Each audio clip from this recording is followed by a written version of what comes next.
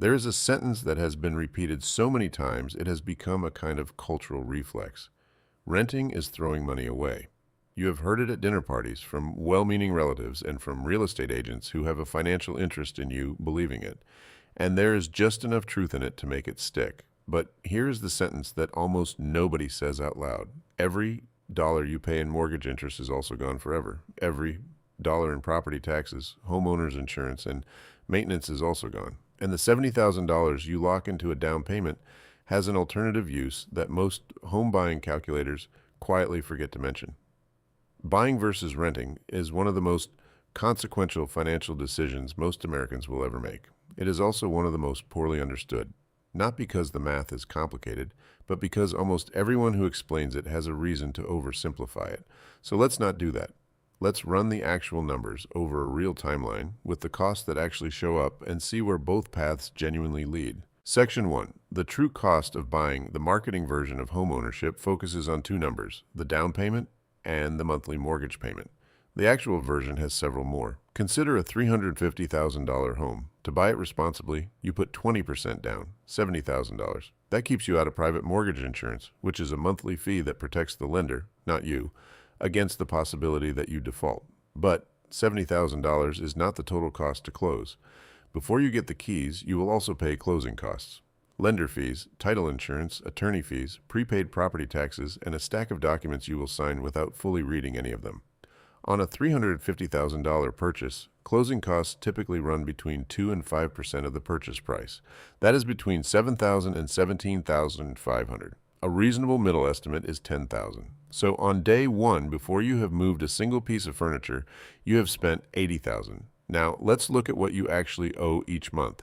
At a 30-year fixed rate of 7%, the monthly principal and interest payment on a $280,000 mortgage is approximately $1,063. But that is not your monthly housing cost. That is your mortgage payment.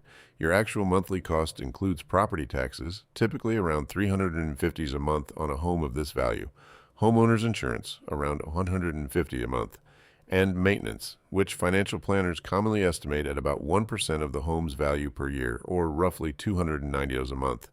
Add those together, and your real monthly housing cost is approximately $2,053. And now for the detail that the equity building argument usually skips. In your very first mortgage payment, $1,030 of that $1,163 goes to interest. Only $230 goes toward paying down the principal.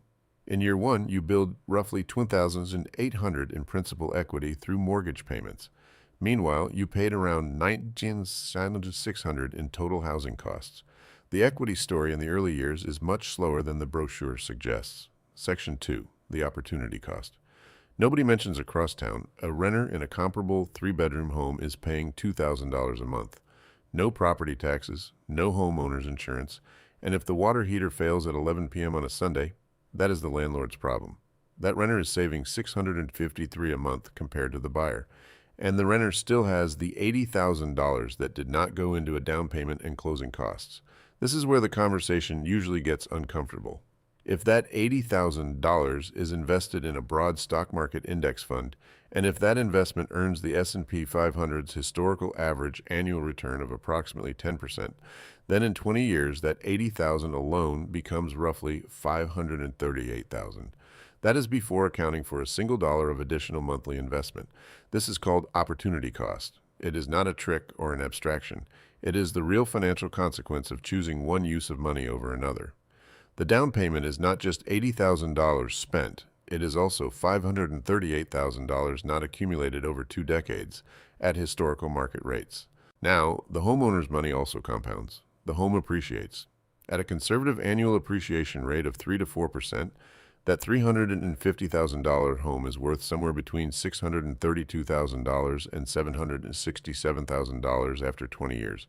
And the mortgage balance has fallen to around $160,000. That leaves the homeowner with somewhere between $472,000 and $607,000 in home equity. So let's compare the actual numbers at the 20-year mark. The homeowner's home equity, $472,000 to $607,000, depending on appreciation. The renter's investment portfolio, using only the initial $80,000 at 10% annual return, approximately $538,000, But the renter did not just invest the $80,000. Every month, they also invested the $653 they were not paying in excess housing costs. Add those monthly contributions and their compounding returns, and the renter's total portfolio after 20 years reaches approximately $750,000. On pure net worth, the disciplined renter has come out ahead. But the comparison is more complicated than that number suggests. Section 3. How time changes everything.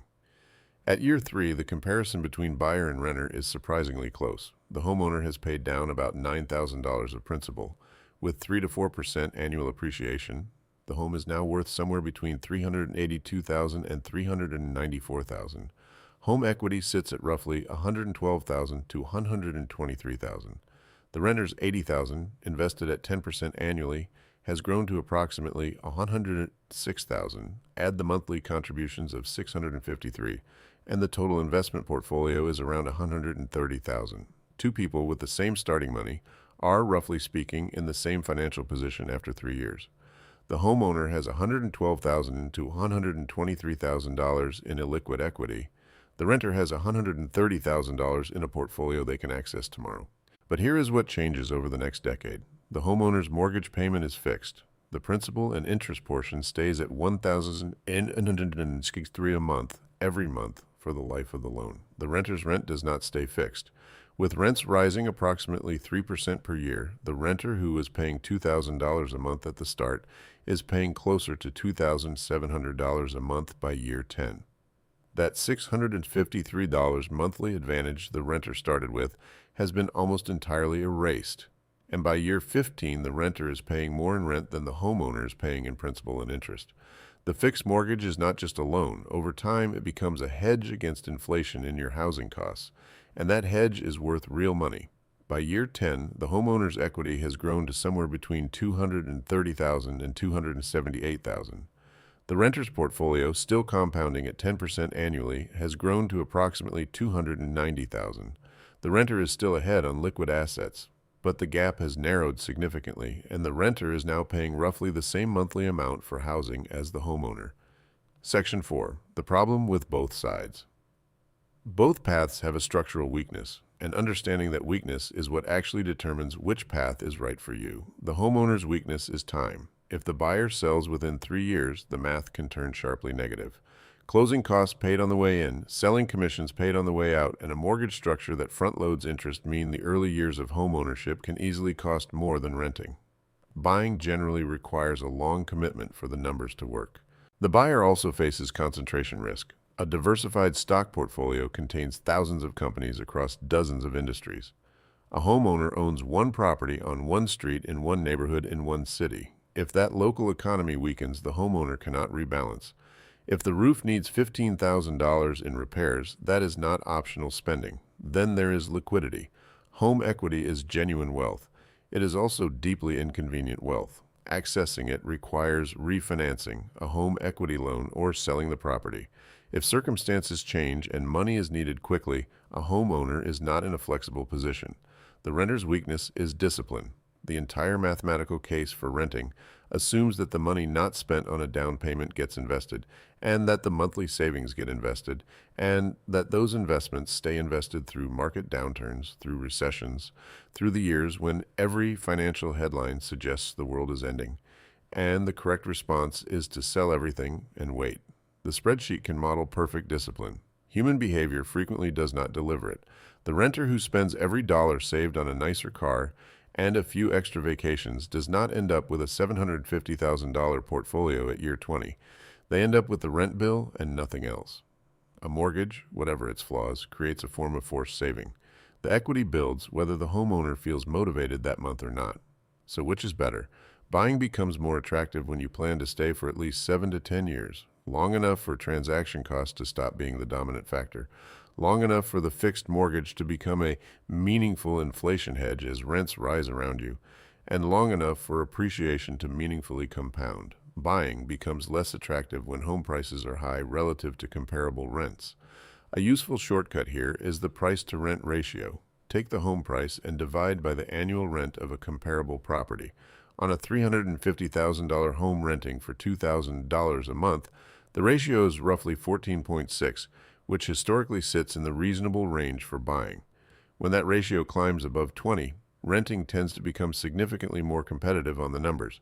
Renting becomes more attractive when flexibility has real financial value, when home prices are stretched relative to incomes and rents, and when the renter will actually invest the difference. That last condition is not a minor footnote. It is the entire premise. Here's the honest summary. Rent is not throwing money away. Mortgage interest, property taxes, insurance, and maintenance are not building equity. They are the cost of owning the housing, the same way rent is the cost of using it. Both sides are paying for housing. The question is what each side gets in return for that payment and over what time frame. The homeowner trades liquidity and flexibility for a fixed housing cost, long-term leverage, and a forced savings mechanism. The renter trades stability and a guaranteed monthly cap for flexibility, liquidity, and the option to compound more money in the market. Neither is automatically right. Both require discipline to deliver on their promise. The homeowner needs to stay long enough for the math to work. The renter needs to invest consistently enough for the spreadsheet to come true. Because 20 years later, the difference between the two paths will not be determined simply by whether you bought or rented. It will be determined by what you did with the decision you made. Understanding money is your best defense.